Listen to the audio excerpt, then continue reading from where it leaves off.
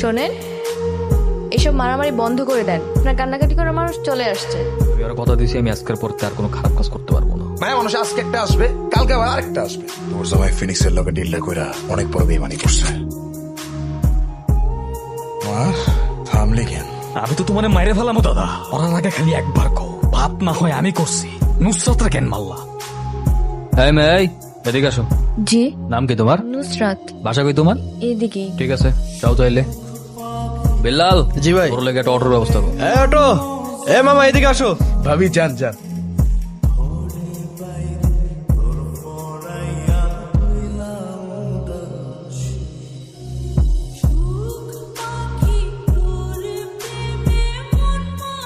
কি মনে করেন আপনি নিজেকে? কোন সাহসে আপনি আমার গায়ে হাত দেন? আমার পিছু করে ডিস্টার্ব কেন করেন? অনেক বড় মাস্তান আপনি। সবাই আপনাকে ভয় পেতে পারে, আমি কিন্তু আপনাকে ভয় পাই না। খবরদার, আপনি আর আমার পিছু করবেন না। তুই এটা কি করলি? তুই এটা কোনো কাজ করলি? কিছু বকাটে ছেলেরা তোকে বাজেভাবে টাচ করার চেষ্টা করছিল, আর আলী ভাই এসে তো তোকে তাদের থেকে বাঁচানোর চেষ্টা করছিল। তুই তাকে চিনিস? সে যে তোকে কিছু বলে নাই এটাই তো অনেক। তুই জানিস কিছুদিন আগে কয়েকটা বকাটে ছেলে আমাকে ডেইলি ডিস্টার্ব করতো। দেন আলী ভাইকে বলার পর আলী ভাই তাদেরকে এমন কেলানি দিয়েছে, তারপর তারা সাহসী পায় না আমাকে ডিস্টার্ব করার। আরে ডিস্টার্ব তো বাদই দে, আমার দিকে চোখ তুলে তাকানোর সাহসী তো পায় না। আর তুই না জেনে না বুঝে তার গায়ে হাত তুললি। কাজটা তুই একদমই ঠিক করলি না দোস্ত। এই যে শোনেন, দেখেন, আমরা এখানে আপনার বিরক্ত করার জন্য আসিনি। আমরা চলে যাচ্ছি। আমরা এখানে রেগুলার আড্ডা দেই, তাই এখানে বসছিলাম আর কি। এই চল। প্লিজ প্লিজ, আমি আপনার সাথে একটু কথা বলতে আসছি। আমার সাথে কথা? জি, অ্যাকচুয়ালি আমি আপনাকে সরি বলতে আসছি। সেদিন আমি না জেনে না বুঝে একটু বেশি বলে ফেলছিলাম। পরে অবশ্য পারিয়ার কাছ থেকে আমি সবকিছু জানতে পারি। আপনি আসলে মানুষটা এমন না। আসলে আমার টাইমিংটাই খারাপ। সব বাজে মুহূর্তে আপনার সাথে দেখা। পুরো ব্যাপারটাই মিসআন্ডারস্ট্যান্ডিং। আপনি মানুষটা বাইরে থেকে দেখতে যেমন, আসলে কিন্তু তেমন না। তো কেমন? আপনার মনটা আসলে অনেক ভালো। এই যে আপনি মাস্তানি করেন, মারধর করেন, এসব তো না করলেও পারে। আচ্ছা, আপনি পড়াশোনা করেন না? বাবা মা থাকলে হয়তো করতাম, হয়তো এই লাইনেও আসতাম না। ও আই সরি, আমি আসলে জানতাম না। আপনার পরিবারে কেউ নেই? আমার কোনো পরিবার নাই। বাবা বলেন, মা বলেন, সবকিছু বলতে আমি কবির ভাই কি বুঝি। তিনি ছাড়া এই দুনিয়াতে আমার কেউ নাই। আপনার ভয় লাগে না এসব করতে? যদি আপনার কিছু হয়ে যায়? আমার আগে পিছিয়ে কান্না করার কেউ নাই। আমার কিছু হইলেও বাকি, আর না হইলেও বাকি। কান্না করার মানুষ থাকলে কি করতেন? হয়তো করতাম। আচ্ছা, বাসার কাছাকাছি চলে আসছি, আমি আসি তাহলে। ঠিক আছে। শোনেন, এসব মারামারি বন্ধ করে দেন। আপনার কান্নাকাটি করার মানুষ চলে আসছে।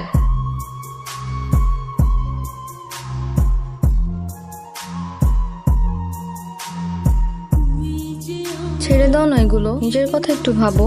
তোমার কিছু হলে আমি কিভাবে থাকবো? আমার কিচ্ছু হবে না, তুমি আমার পাশে আসো না। দেখো, আমি সিরিয়াসলি বলতেছি, আমাদের কথাটা কিছু ভাবছো? ভাবি না মানে? কেন ভাববো না? বলো কি করতে হবে, সেভাবে করবো। আমার বাসায় তো কিছু একটা বলতে হবে। তোমার থেকে দূরে থাকতে আমার ভালো লাগে না। চলো না, আমরা বিয়ে করে ফেলি, দুজন একসাথে থাকবো।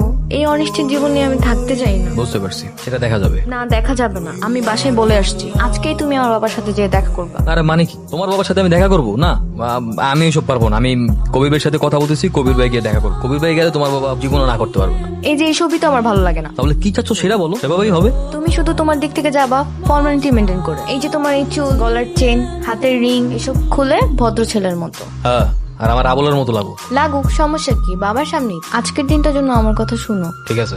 আমি একজন রিটায়ার্ড শিক্ষক। সারাটা জীবন আমি শিখিয়ে আসছি কিভাবে আদর্শভাবে মানুষকে মানুষ করা যায়। আমি আমার মেয়েকে সঠিকভাবে মানুষ করতে পারি নাই, সে কিনা একটা নেশাখোর মাস্তানকে বাসায় দিয়ে আসছে। আঙ্কেল, আপনি আমাকে যাই বলেন নেশাখোর বলবেন না। বাবা, তুমি কিন্তু আলীকে অপমান করছো। মানুষের মান থাকলে না অপমান হয়, দেখিস না এখনো নির্লজ্জের মতো দাঁড়িয়ে আছে।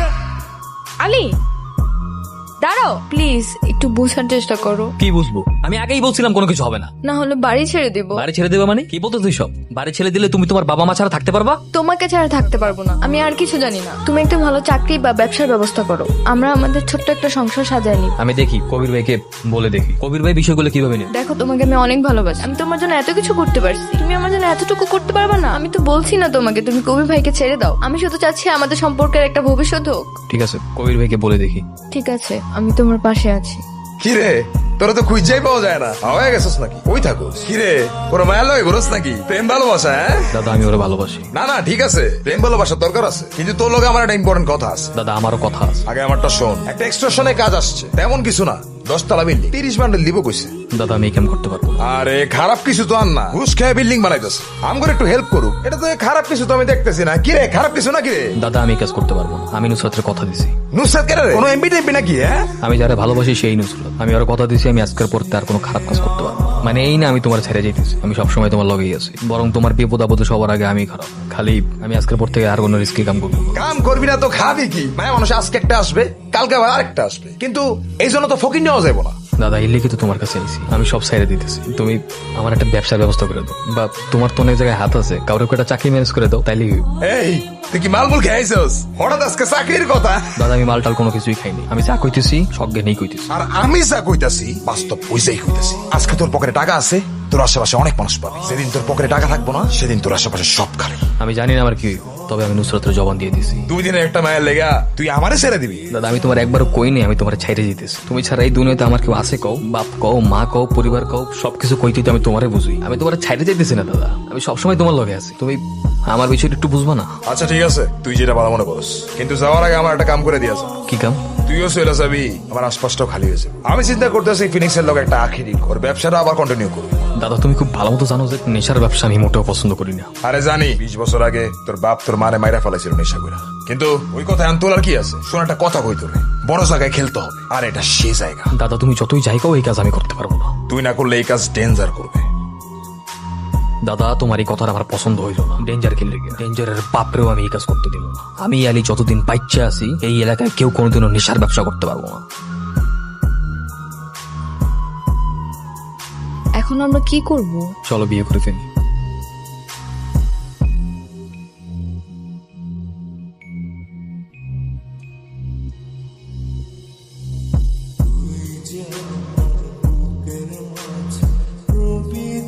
ভালো হয়েছে বাসাটা নিয়ে। ছোট ভাইয়ের বাসা আর কতদিন থাকতাম? সবকিছু নিয়ে কত ঝামেলা হয়ে গেল। দাদার সাথে সেদিন প্রচন্ড রাগারাগি আর কথা কাটাকাটি হয়েছে। দাদা এখন রেগে আছে, বুঝায় বললে পরে উনি ঠিকই বুঝবে। কিন্তু আমি ভাবছি অন্য কিছু, নতুন সংসার শুরু করলাম, সংসার চালাতে অনেক টাকা লাগে, পকেটে কোনো টাকাও নাই, চাকরিও নাই। তুমি যে সেদিন একটা চাকরির কথা বললা সেটা কি হলো? ওটা হবে না, কারণ চাকরি করার জন্য যা যা যোগ্যতা প্রয়োজন তার কোনো কিছুই আমার নেই। আমি অবশ্য বড় একটা কনস্ট্রাকশন বিল্ডিং এ কথা বলছি, সেখানে নাকি লোক নেবে। মানে কি তুমি শ্রমিকের চাকরি করবা? না না, শ্রমিক না, ইট বালু সিমেন্টের হিসাব রাখতে হবে, এই যা। ও আচ্ছা, দেখো যেটা ভালো হয়। কিন্তু কাজটা একটু ঝামেলা, সেখানে নাকি সারাক্ষণ থাকতে হবে, চাইলেও সবসময় বাসায় আসতে পারবো না। তুমি সারাদিন বাসায় একা একা থাকতে পারবো? তুমি সেটা চিন্তা করো না, আমি ম্যানেজ করে নিব। তোমার এই সাপোর্টটাই আমার সবচেয়ে বেশি প্রয়োজন। কালকে থেকে যাও না হয়, দেখো কি হয়। আজকে অনেকদিন পর ট্রিট দিচ্ছ। এটা তুমি ডিজার্ভ করো।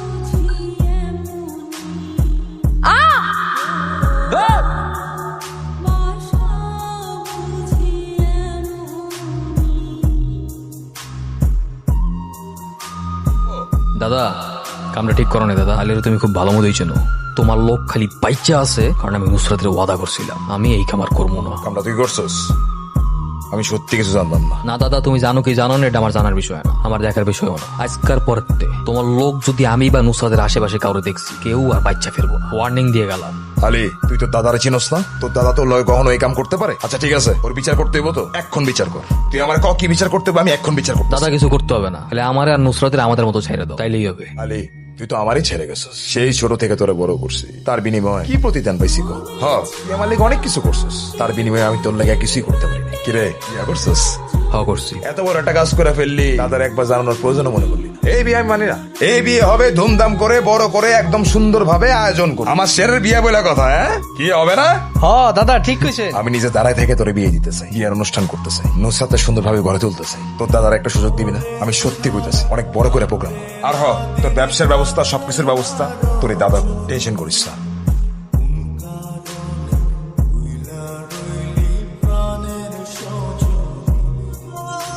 আরে তুই যেটা করতে চাইতেছস সেটা আমি করে দেব, চাকরি বাকরি কোনো সমস্যা হলো আমার। আরে কি করতেছস? মানে বুঝলাম না, ওরা ধরছস কেন? সমস্যা কি? আরে দাদা শোনেন, ওর ঘরে ফিনিক্সের মাল পাওয়া গেছে দাদা। ফিনিক্সের মাল পাওয়া গেছে মানে নিশ্চয়ই কোনো ষড়যন্ত্র হইতেছে দাদা। আমার আজকে বিয়ে, আমি কেন? আনায় চল, তারপরে প্রমাণটা হাইতেছে। দাদা তুমি কি আমার বিশ্বাস করতে পারতেছো না? দাদা আমি তোমার লোকে বিয়ে মানে জীবনও করবো না দাদা। পুলিশে আটকান দাদা, বাইরে আজকে বিয়ে। কবিরের রাজ্যে বেইমানের কোনো জায়গা নাই।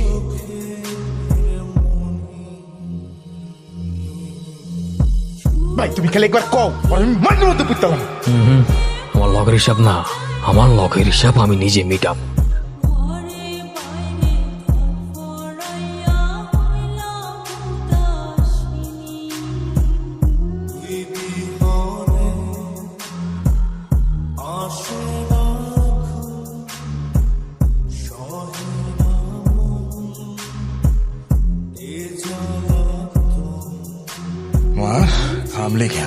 করলো এইসব দাদা? আর তুই কেন আমার সাজানো সাম্রাজ্য নষ্ট করলি? তোমার তো পুরো সাম্রাজ্য শেষ, আমার তো পুরো জীবনটাই শেষ। কেন এসব করলে আমার লগে? আরে আমার শের মান না, আই মাসুসকে এই হাতে তোর ছোট থেকে বড় করছি, আর তুই আইসস এই হাতে বন্দুক নিয়ে আমারে মারার লেগে। আমি যদি সেদিন বুঝতাম, বিশ্বাস না করতাম তোরে, ওই দিন তোর রাস্তায় ফালা ধুয়ে পড়তাম। আমারে সারিস না, আমি ভাইসা ফিরলে তুই বাঁচবি না।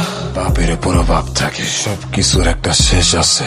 যারা এই লাইনে থাকে ওরা জানে, যদি আজকে আমার শেষ হয়ে যায় তাহলে মনে রাখিস কালকে তোরও শেষ হয়ে যাবে। আর কি শেষ হবার বাকি আছে? কি রাখছো আমার জীবনে? আমি তো তোমার মাইরে ফেলামো দাদা। মরার আগে খালি একবার কো, ভাত না হয় আমি করছি, নুসরাতরা কেন মারলা? নুসরাত বুঝবি।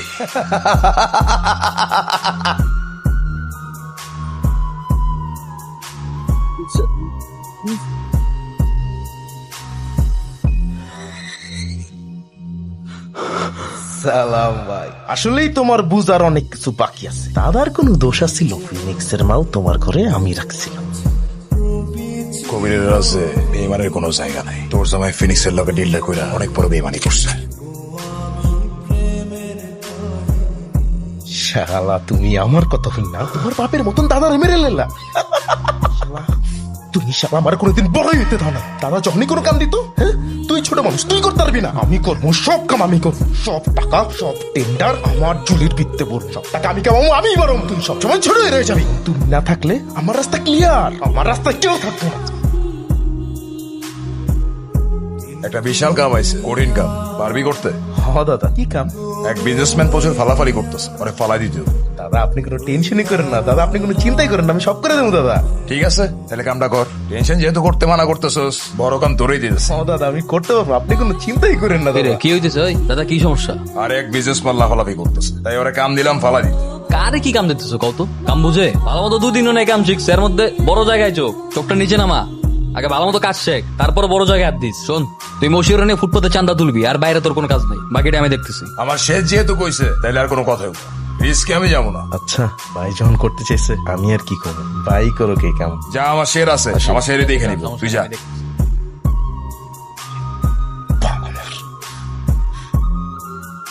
সেন্ড্রা, খেলা আমার শেষ হয়। যেই খেলা আমি শুরু করছি, ওই খেলা শেষ আমি করবো। আচ্ছা, তোর সমস্যা কি? ওর কাম করতে যাস না কেন? ওরা কি কাম শিখবো না? আমার কোনো সমস্যা নাই, কিন্তু তুমি তো জানো ওরা কত ছোট, কিন্তু দেখলে মনে অনেক বড় হয়ে গেছে। ওরা আমি আমার আপন ভাইয়ের মতো দেখি। আজকে যদি অক কিছু হয়ে যায়, তাহলে আমার আর কে থাকবো? ঠিক আছে, আমার শের কইছে, আর কোনো কথা হইব না। কামটা তুই করবি। আমি হোয়াটসঅ্যাপে ছবিটা পাঠাই দিতেছি, দেখ পাল্টারে।